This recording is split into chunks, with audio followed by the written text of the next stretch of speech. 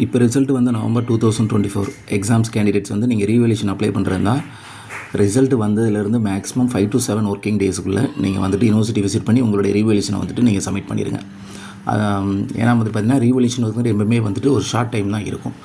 எனக்கு வந்துட்டு மார்க் கம்மியாக இருக்குது இல்லை நான் அந்த மாதிரி ரீசன் ஏதாவது இருந்துச்சு அப்படின்னா நீங்கள் ரீவேல்யூஷன் வந்துட்டு மேக்ஸிமம் நியர்பை ஸ்டூடெண்ட்டாக இருந்தீங்கன்னா நெக்ஸ்ட் டே கூட யூனிவர்சிட்டி விசிட் பண்ணி உங்களுடைய கிரிவன்ஸை வந்து சப்மிட் பண்ணிடுங்க. இல்லை லாங் டிஸ்டன்ஸாக இருந்தீங்க அப்படின்னா உங்கள் ஃப்ரெண்ட்ஸ் அண்ட் ரிலேஷன் சர்க்கிளில் யாருக்கிட்டையாவது சொல்லி ரிலேட்டட் டாக்குமெண்ட்ஸை நீங்கள் வாட்ஸ்அப்பில் அனுப்பிச்சு கூட நீங்கள் வந்துட்டு உங்களுடைய ரீவேல்யூஷனை வந்துட்டு நீங்கள் சப்மிட் பண்ணிடலாம். ஸோ ரீவேல்யூஷன் வந்து எப்போவுமே நீங்கள் எந்த எக்ஸாமாக இருந்தாலும் சரி, செமஸ்டராக இருந்தாலும் சரி, நான் செமஸ்டராக இருந்தாலும் சரி, எந்த கோர்ஸாக இருந்தாலும் சரி, ரிசல்ட் இன்றைக்கி வருது அப்படின்னா ஒரு 2-3 டேஸ்க்குள்ளேயே நீங்கள் வந்துட்டு அந்த ரீவேல்யூஷன் வந்துட்டு சப்மிட் பண்ணுற மாதிரி நீங்கள் பார்த்துக்கோங்க.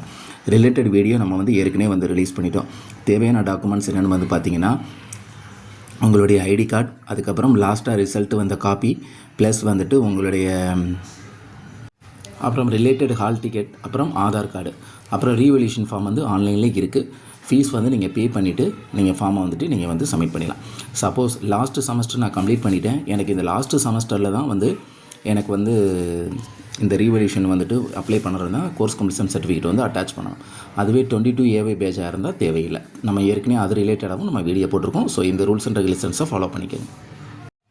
ரீவேல்யூஷன் அப்ளை பண்ண பிறகு உங்கள் ரிசல்ட் வந்து பார்த்திங்கன்னா திரும்பவும் ஆன்லைனில் வருமானு கேட்டிங்கன்னா கண்டிப்பாக ஆன்லைனில் வராது. சரிங்களா? நீங்கள் ரிசல்ட்டு நீங்கள் ரீவேல்யூஷன் அப்ளை பண்ணதுக்கப்புறம் அந்த ரிசல்ட் வந்து டேரெக்டாக வந்து உங்களுடைய மார்க் ஷீட்டில் பிரிண்ட் ஆகி உங்களுடைய மார்க் ஷீட்டில் வந்து தான் நீங்கள் தெரிஞ்சுக்க முடியும்.